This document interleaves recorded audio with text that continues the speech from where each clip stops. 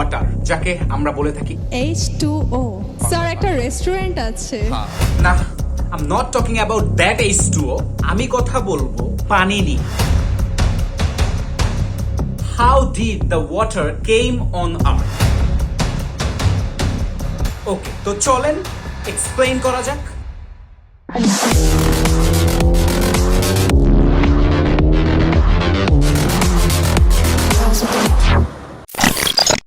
আমাদের পৃথিবীতে প্রায় 71% পানি,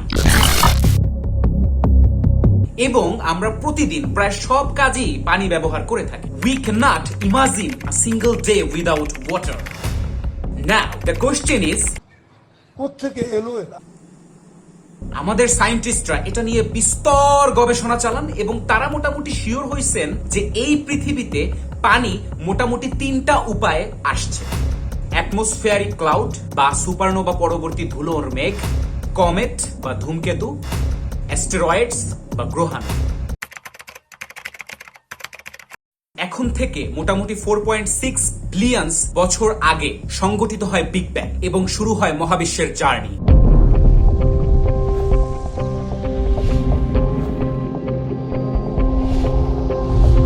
ধারণা করা হয় বিগ ব্যাং এর প্রায় 600 মিলিয়ন বছর পরে একটা নক্ষত্র বা অ্যাস্টেরয়েডস এক্সপ্লোশন হয়, যেটাকে বলা হয় সুপারনোভা এক্সপ্লোশনস।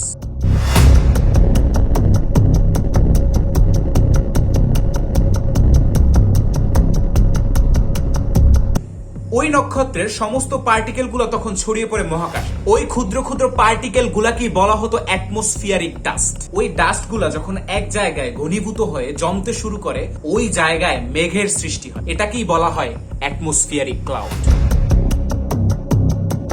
এই যে ডাস্ট, এই ডাস্টের মধ্যেই মূলত হাইড্রোজেন এবং অক্সিজেন পরমাণু থাকে, এবং ওই অ্যাটমসফিয়ারিক ডাস্ট থেকে যখন ঘনীভূত হতে হতে অ্যাটমসফিয়ারিক ক্লাউডের তৈরি হয়, তখন ওই হাইড্রোজেন এবং ওই অক্সিজেন পরমাণু কাছাকাছি আসার ফলে H2O বা পানি গঠন করে। বাট ওই সময় আমাদের সূর্যমামা খুবই ইয়াং ছিল, তাই তার তাপমাত্রা অত বেশি ছিল না। এই কারণে ওই H2O বা পানি বরফে পরিণত হতে থাকে।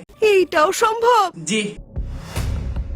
এবার ওই অ্যাটমসফিয়ারিক ক্লাউড আরো একই জায়গায় ঘনীভূত হতে হতে পৃথিবীর সৃষ্টি করলো, এবং একই সাথে ওই H2O এর আইসি ক্রাস্ট গুলো পৃথিবীতে থেকে যায়। যেহেতু সৃষ্টির সময় পৃথিবীর নিজের তাপমাত্রা খুবই বেশি ছিল, তাই ধারণা করা হয় ওই সময় প্রায় 1 কিংবা 2 মহাসাগরের পরিমাণ পানি বাষ্পীভূত হয়ে নিঃশেষ হয়ে যায়।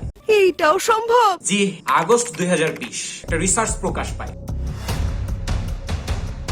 এবং সেই রিসার্চে বলা হয় পৃথিবীর অধিকাংশ পানি ওই অ্যাটমসফিয়ারিক ক্লাউড বা পৃথিবীর শুরু থেকেই পৃথিবীতে ছিল। কমেট বা ধূমকেতু হতে পারে পানির উৎস, কারণ 1995 সালের এল বব ধূমকেতু এবং 1900 সালের হেলির ধূমকেতুর দিকে লক্ষ্য করলে আমরা দেখতে পাই এই ধূমকেতুগুলোর বেশিরভাগই ছিল পানিতে পূর্ণ। এখন পৃথিবীর শুরু থেকে আমরা যদি তাকাই, তাহলে বেশ কয়েকবার অনেক ধূমকেতু পৃথিবীতে কিন্তু আশ্রয় পড়েছে। তার মানে ধূমকেতু কিন্তু পৃথিবীতে পানি নিয়ে আসতে পারে। But there is a problem. 2012 সালে বিজ্ঞানীরা দেখেন যে কমেট বা ধূমকেতুর মধ্যে যে পানি, তার সাথে পৃথিবীর সাগরের যে পানি, তার কেমিক্যাল মিল নেই। Now what? Let's move to the next option. একটা গেলে আরেকটা আসবে। অ্যাস্টেরয়েড, গ্রহাণু। নাম শুনলেই মনে পড়ে 65 মিলিয়ন বছর আগের সেই কথা। সুন্দর বাচ্চা কাচ্চাদের নিয়ে খেলতে ছিল ডাইনোসরের, হঠাৎ উল্কাপাত।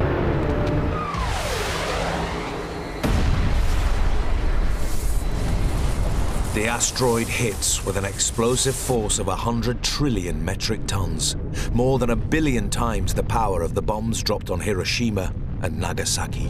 পুরো সভ্যতা ধ্বংস। 800 kilometers from the crash site, the air temperature reaches 300 degrees Celsius, so hot that the water in the dinosaur's skin boils, escaping in bursts of steam.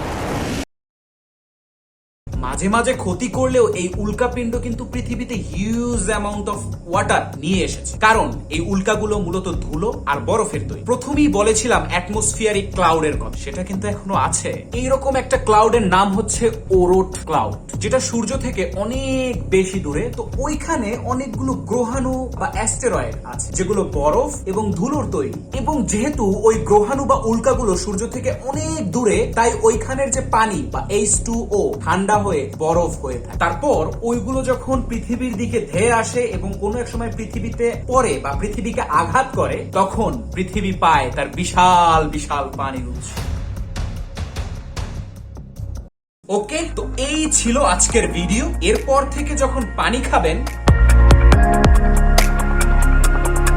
তখন চিন্তা করবেন এই পানিটুকু আপনার মুখ পর্যন্ত পৌঁছাতে কত বিলিয়ন বছর লেগেছে এবং এই পানিটার বয়স কত বিলিয়ন বছর পুরনো এবং এই পানিটার আপনার মুখে পৌঁছাতে কতটা পথ পরিভ্রমণ করতে হয়েছে। আল্লাহ তাআলার কাছে শুকরিয়া করেন ভাই, শুকর আলহামদুলিল্লাহ। আমি প্রতি মঙ্গলবার সন্ধ্যা 7টায় নতুন কোনো টপিক জানাবো।